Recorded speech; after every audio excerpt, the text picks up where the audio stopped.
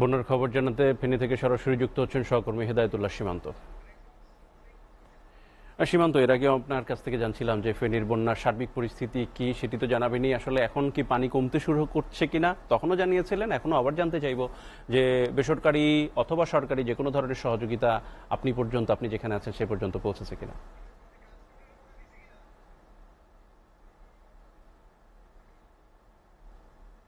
আমি এখন যে ফেনী দাগনভূঞা উপজেলার একটি প্রত্যন্ত গ্রামাঞ্চল চাঁদপুর, আমি সেখানে অবস্থান করছি। অর্থাৎ এই গ্রামীণ জনপদ অর্থাৎ মহাসড়ক থেকে আমি 3 কিলোমিটার গ্রামীণ জনপদের ভিতরে এসেছি। সেখানে কিন্তু আমি দেখেছি যে বিস্তীর্ণ জনপদ জনমানবহীন শূন্য হয়ে পড়েছে, অর্থাৎ আর মানুষ থাকতে পারছে না।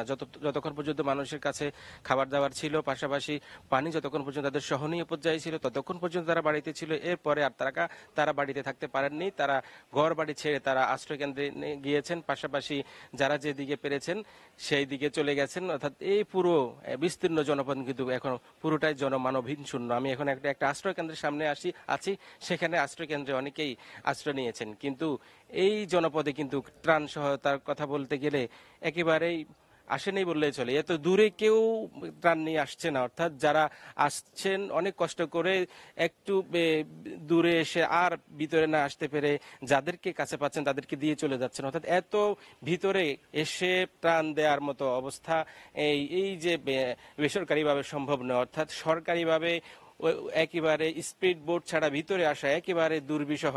অর্থাৎ হচ্ছে মানুষ এত হাহাকার জীবনযাপন করছেন এই তো গ্রামীণ জনপদে, একেবারে কুমিল্লা, ফেনী, নোয়াখালী, লক্ষ্মীপুর পর্যন্ত এভাবে চলছে। পুরো গ্রাম থেকে গ্রামান্তর পুরো মানবহীন শূন্য, এবং কি পানিতে অথই সাগরের মতো তারা দিনাতিপাত করছেন।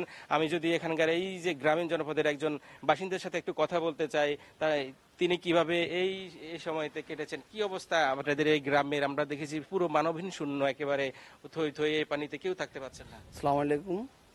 আমরা খুব কষ্টে জীবনযাপন করতেছি। আমাদের এটা হচ্ছে চাঁদপুর, ফেনী, দাগনভূঞা, চাঁদপুর 8 নম্বর ওয়ার্ড পৌরসভা।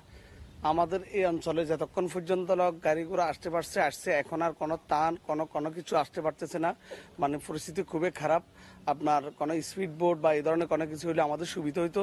আমাদের এলাকায় এখনো অনেক মানুষ পানিবন্দী হয়ে আছে, প্রায় 20,000 মানুষের মতো চলে গেছে।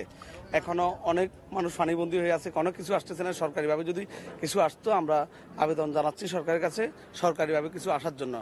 আর আমাদের সাদি উনি যেমনটি বলছেন, আসলে এই যে গ্রামীণ জনপদ একেবারে বিস্তীর্ণ এলাকায়, সেখানে ত্রাণ সহায়তা একেবারে পৌঁছে না বললে আপনি জানতে পেরেছেন ওনার কাছ থেকে। অর্থাৎ উনি সরকারের কাছে আবেদন জানিয়েছেন যেন বিস্তীর্ণ এলাকার মানুষ যেভাবে আহাজারি করছেন, এই ভিতরে আশ্রয়কেন্দ্র যেগুলো রয়েছে সেখানে কিন্তু ত্রাণ সহায়তা ওরকম পৌঁছে না।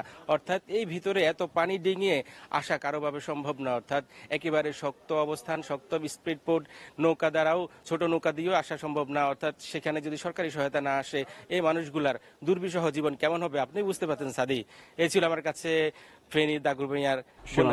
সীমান্ত, আপনাকে ধন্যবাদ। আমরাও আশা করছি যে আপনার মাধ্যমে আমরা প্রশাসনকে জানিয়েছি যে সেই এই বিস্তীর্ণ গ্রামাঞ্চলে যেখানে আসলে সাধারণত ত্রাণ পৌঁছাচ্ছে না সেখানে যেন তারা পদক্ষেপ নেয়, তাহলে হয়তো সাধারণ মানুষের দুর্ভোগ কিছুটা হলেও কমবে। আপনাকে অসংখ্য ধন্যবাদ।